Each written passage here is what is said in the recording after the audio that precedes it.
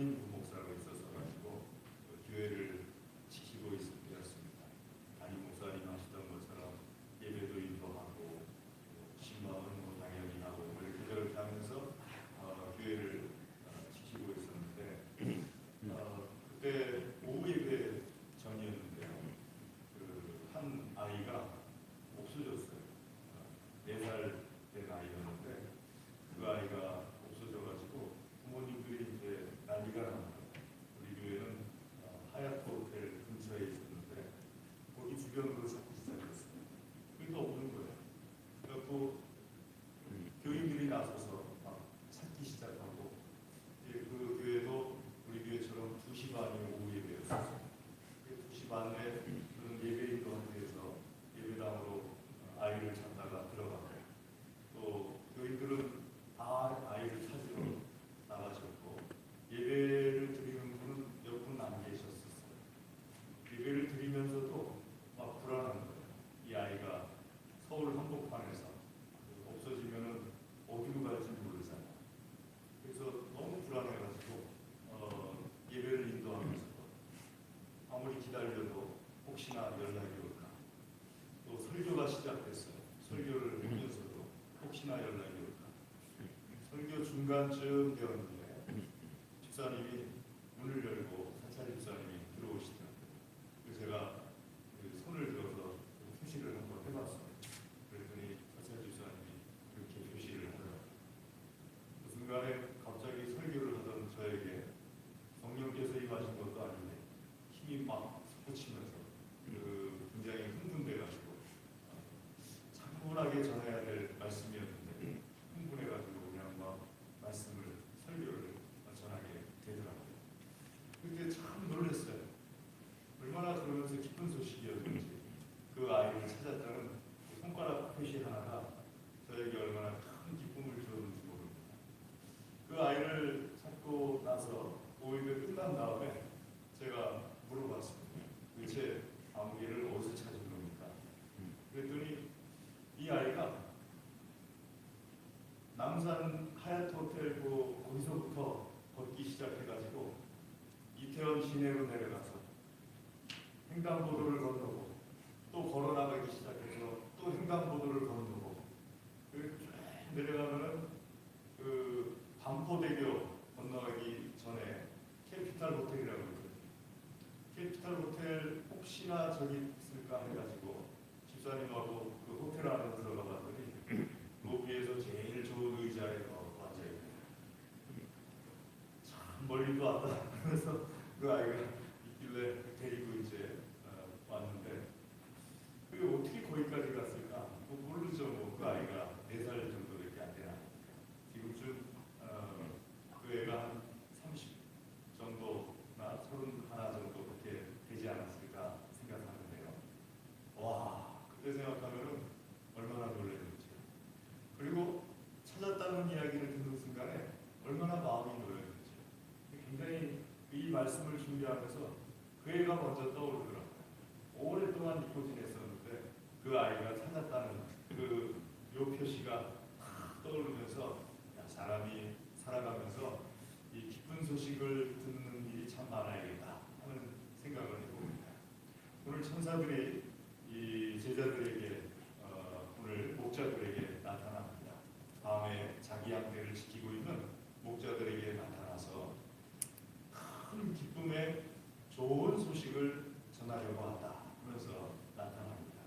여기서 큰 기쁨의 좋은 소식이라는 것은 크다라는 말은 그저 이렇게 크다, 빅 하는 그런 그 뜻이 아니고 혹시 들어보셨을 겁니다. 교회도 작은 교회, 스몰 처치, 뭐 큰 교회, 빅 처치. 근데 큰 교회, 빅 처치보다 더 큰 교회가 있어요. 그런 교회를 메가 처치라고 합니다. 굉장히 큰 교회를 가리켜서 메가 처치라고 한 10,000명 정도 이상 되는 교회를 메가 처치라고 그러죠. 자, 이렇게 메가 처치라고 하는 그 메가라는 말이 오늘 읽은 말씀 중에 큰 교회 할 때 메가로스라는 헬라어에서 온 말입니다. 그러니까 메가로스라는 말에서 메가라는 말이 왔어요. 자, 메가로스라는 아주 거대한 정말 엄청나게 큰 기쁨의 소식을 너희에게 전하려고 내가 왔다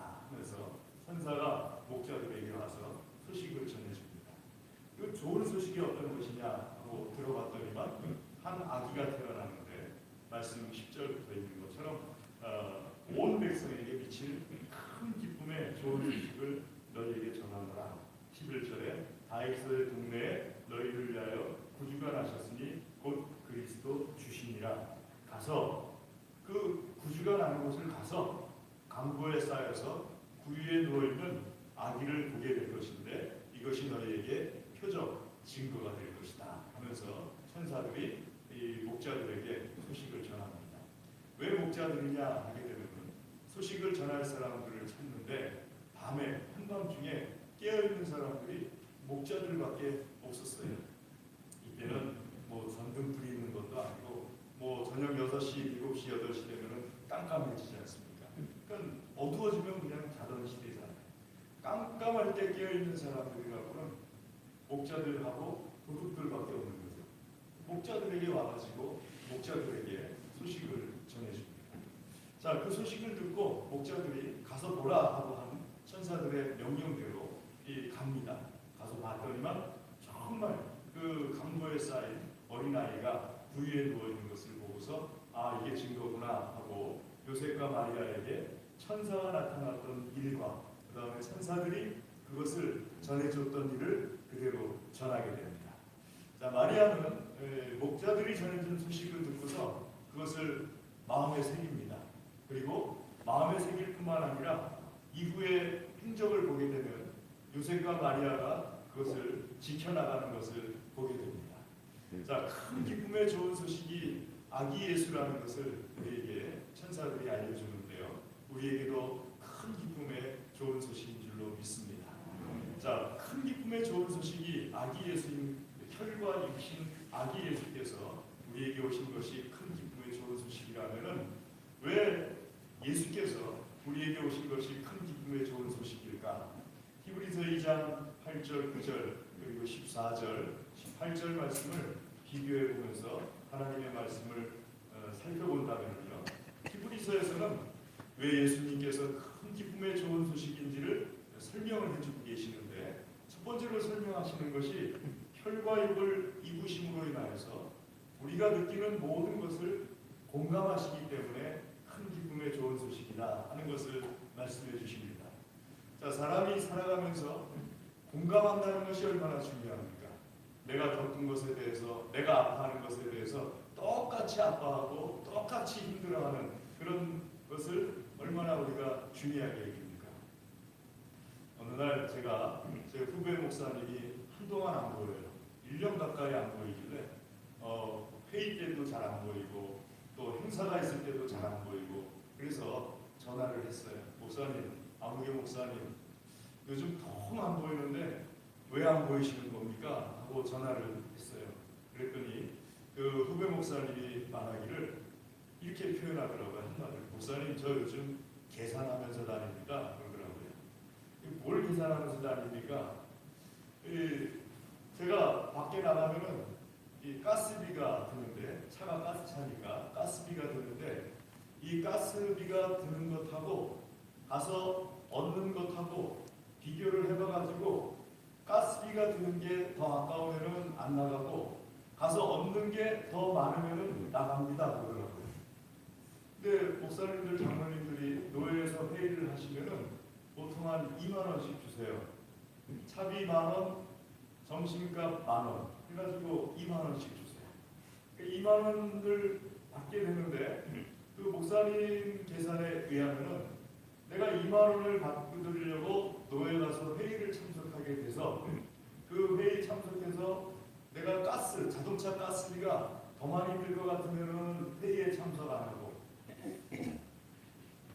2만 원이 더 많이 들 것 같으면은 그 회의에 참석합니다.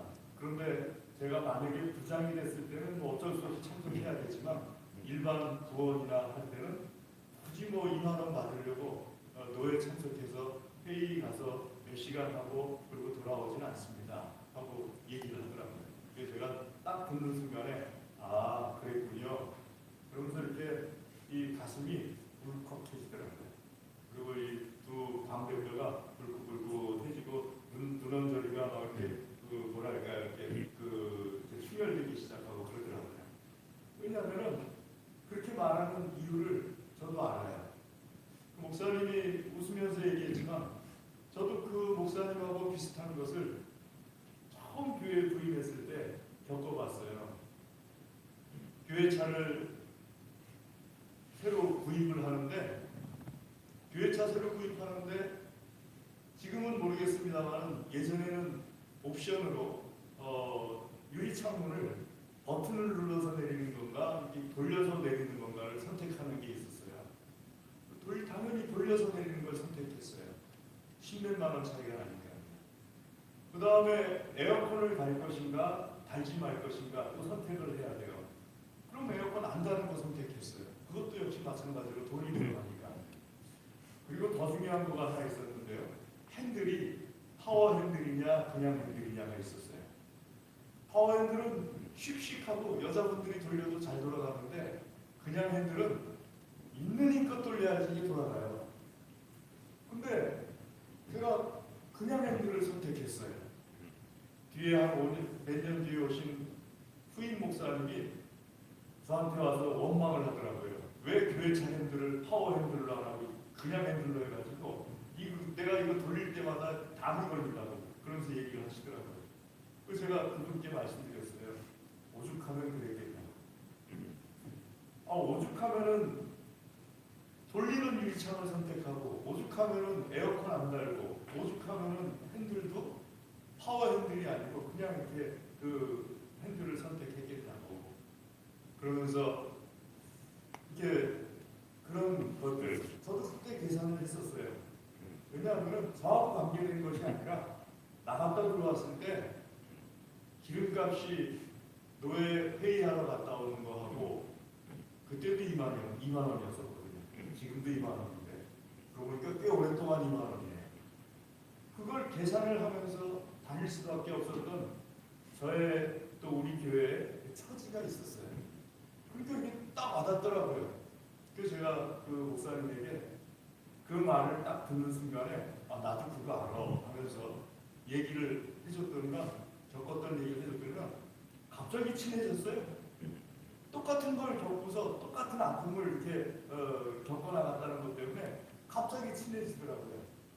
여러분, 예수님께서 왜 혈과 육을 입고 이 땅에 성인이 돼가지고 오신 것도 아니고 아기로 오셨어요. 또 장가도 못 가셨어요. 40일 동안 굶주리기도 하셨어요. 집도 없었어요. 그리고 죽을 때는 중범죄로서 또 십자가에 달려서 고통스럽게 죽으셨어요. 죽기 직전까지 얻어맞으셔가지고 온몸에 살과 뼈가 다 터져나갈 정도로 얻어맞으셨어요. 이렇게까지 고통을 왜 겪으셨을까? 하나님이시잖아요. 예수님께서 하나님이신데 왜 이런 고통을 예수님께서 겪으셨을까? 아버지는 또 일찍 세상을 떠났어요. 어린 시절부터 목수라는 일을 하면서 자기 동생들, 자기 어머니를 다 건수했어요. 왜 이렇게 하셨을까? 히브리서에서 2장 말씀 18절 보게 되면 한마디로 표현을 하십니다. 예수님이 이 모든 시험을 다 겪으신 이유는 내가 시험 당할 때 능히 도우실 수 있기 위해서다. 이렇게 말씀하세요.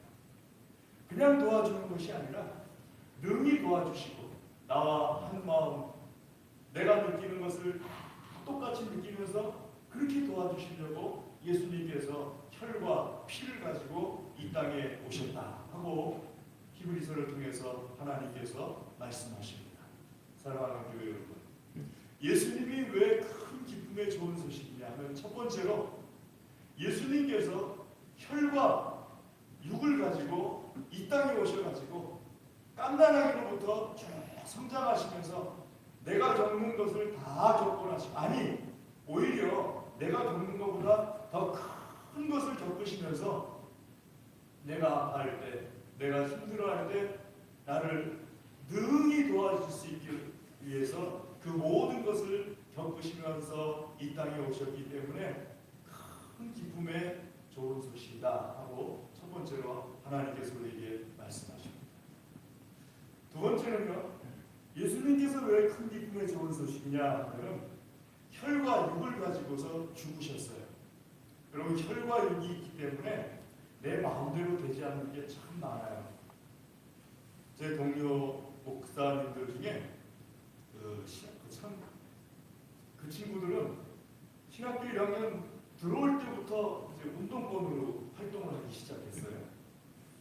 자, 운동권으로 활동을 하면서 가끔 가다가 요즘도 친하니까 앉아서 그 이야기를 해요. 제가 가끔 가다 그런 얘기를 해요. 이땡땡이란 분, 임땡땡이란 분 한번 저기 충성서야 했지? 하고 물어보면 왜 물어? 그러면서 대답을 안 해요. 그럼 그냥 묻자고 하는 얘기야. 그러면서 얘기를 하는데 웃으면서 이제 얘기를 해요. 근데 어쩌다가 한번 자기가 겪은 얘기를 하는데 한번 붙잡혀갔대요. 붙잡혀가가지고 감옥에 가서 독방 생활을 했는데 그 독방으로 들어가기 전에 그 전에 이제 조서를 받는데 너무 고생을 했다는 거예요. 한 3일간 고생을 겪고 나서는 도저히 못 견뎌가지고 적으라는 대로 다 받아줬고 말하라는 대로 다 말하고 그러고 나서 혼자 감방에 들어가가지고 하늘을 쳐다보면서 하나님, 이 몸뚱어리만 아니면은 내가 말하라는 대로 다 말 안 하고 적으라는 대로 다 안 적었을 텐데 그냥 적으라는 대로 다 적고 말하라는 대로 다 말하고 왔으면 너무 힘들더래요. 그 마음 상태가 너무 힘들더래요. 그러고 나서 이제 그 기간이 지나서 풀려났어요. 근데 나중에 알고 봤더니 자기만 말한 게 아니고 자기 친구들도 다 말했더래요. 자기 친구들도 말하라는 거 다 말하고 적으라는 거 다 적으랬다는 거예요. 그 한 번은 커피를 마시면서 몇 사람이 앉아있는데 저도 그 가운데 있었습니다. 잠깐만 말씀드리겠습니다.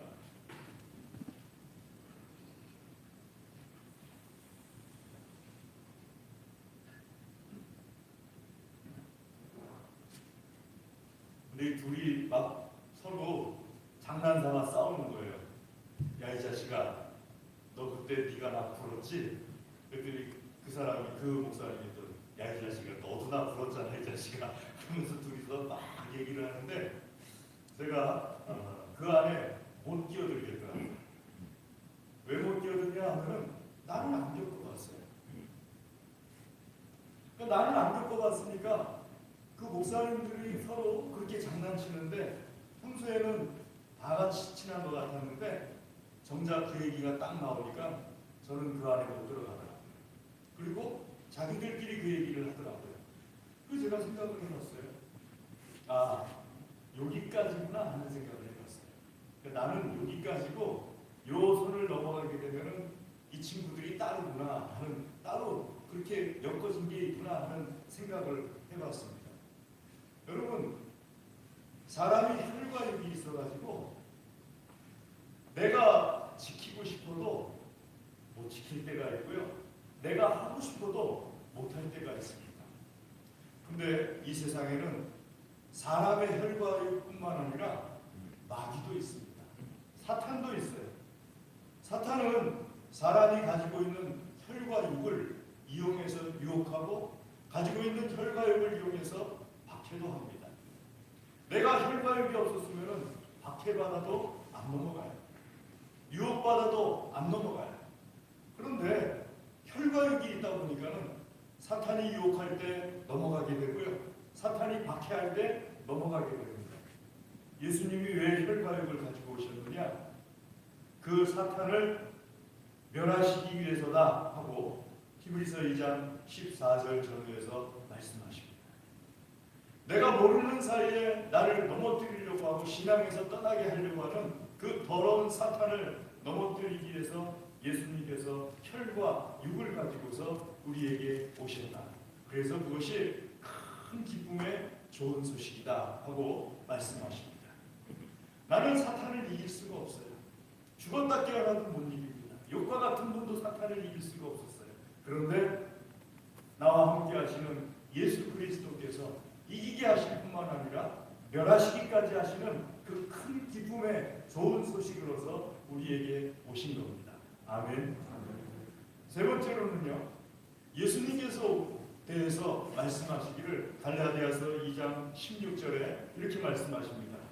사람이 의롭게 되는 것은 율법의 행위로 말미암음이 아니요 오직 예수 그리스도를 믿음으로 말미암는 줄 알므로 우리도 그리스도 예수를 믿나니 이는 우리가 율법의 행위로서가 아니고 그리스도를 믿음으로써 의롭다함을 얻으려 함이라.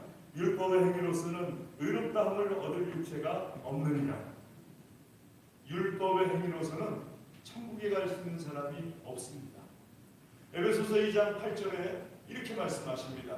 너희는 그 은혜에 의하여 믿음으로 말미암아 구원을 받았으니 이것이 너희에게서 난 것이 아니요 하나님의 선물이라. 하나님의 선물인 이 구원의 큰 은혜에 대해서 구체적으로 설명해 주신 말씀이 갈라디아서 2장 16절 말씀입니다. 율법으로는 어느 누구도 구원을 얻을 수 있는 육체가 없어요. 내가 착한 일에서 구원받는다, 내가 선한 일에서 구원받는다, 과거에나 현재나 미래에나 그런 사람은 없습니다. 오직 하나님의 은혜로 예수 그리스도를 믿는 믿음으로써 구원을 받습니다. 내가 착한 일에서 구원받는다? 그럼 아무리 착해도 그게 되지가 않아요. 내가 깨어있을 땐 뭐 어떻게 할 수 있는 사람이 있을 수 있을지 몰라요. 하지만 나도 모르는 사이에 벌어지는 나로 인한 악한 일들도 오히려 깨어있을 때보다 훨씬 많습니다. 제가 어느 날 이 마당에서요 교인 한 분하고 이야기를 하고 있었어요. 교인이 저한테 본인이 겪는 아픈 일들, 슬픈 일들, 괴로운 일들을 말씀하시더라고요. 몸을 부들부들 떨면서 말씀하세요. 눈에는 그냥 그 어떤 그 분한 것들이 가득했어요.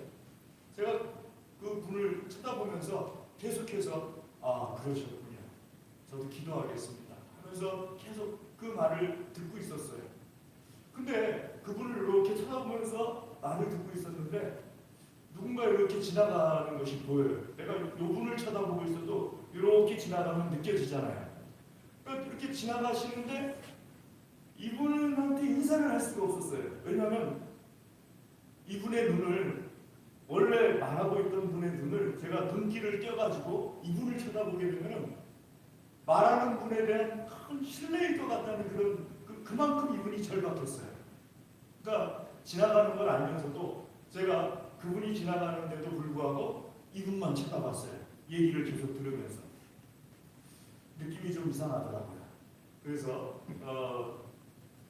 주일 지난 다음에 지나간 분에게 전화를 드렸어요.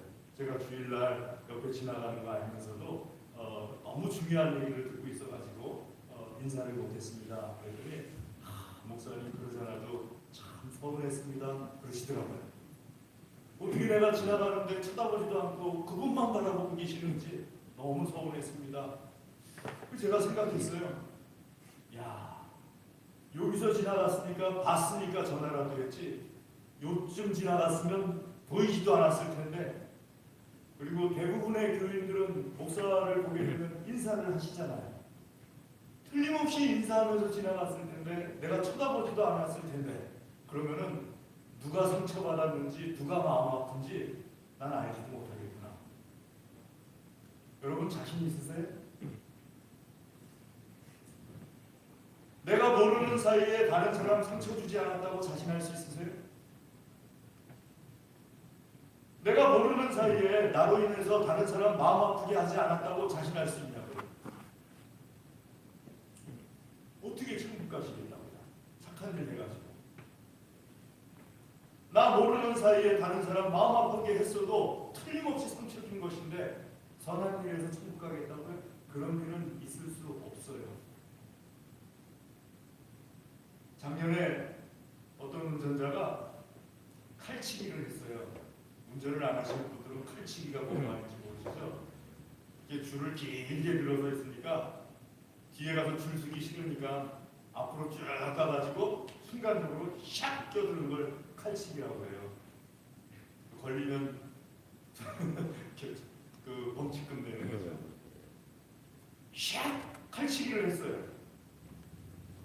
칼치기 하는 순간에 시내버스 운전사가 그걸 보고서 딱 멈춰 섰는데 그 순간에 버스 안에 타고 있던 여고생 한 사람이 넘어졌어요.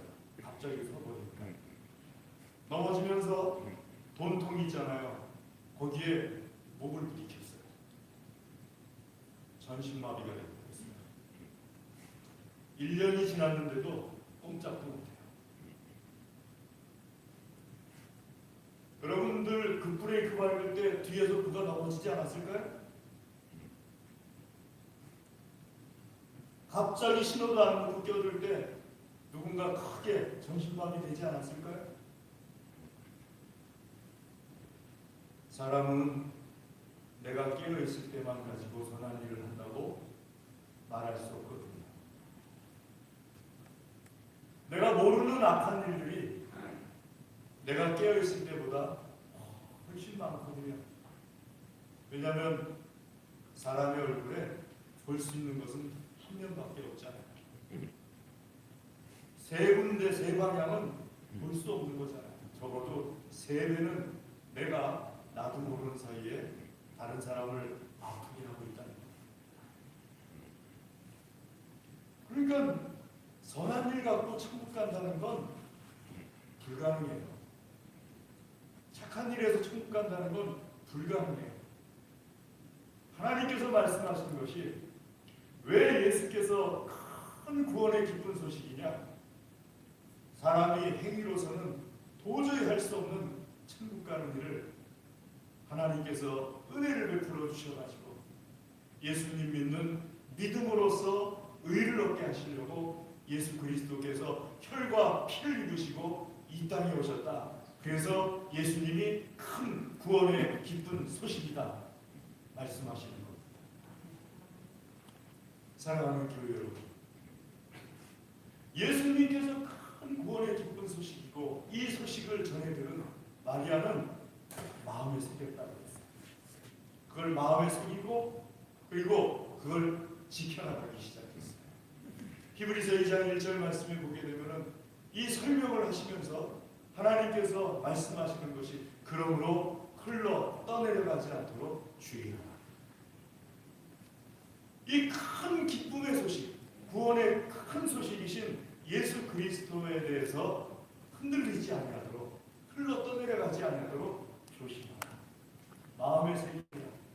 돌기에 새기지 말고 너희의 심기에 새기라 하고 바울 사도께서 말씀하신 것처럼 돌기에 새긴 것도 시간 지나면 바람 불고 비 내리고 막 하면 깎이잖아요. 마음에 새겨진 것은 비가 내리고 깎이고 해도 안 지워지죠. 마리아는 마음에 새겼다 하고 예수님에 대해서 마음에 새긴 거예요. 사랑하는 교회 여러분, 예수님 큰 구원의 기쁜 소식 맞습니까? 마음에 새기십시오. 내 마음 깊은 곳까지 깊게 새기셔가지고 예수님 외에는 어떤 큰 구원의 기쁜 소식도 없다는 것을 흔들리지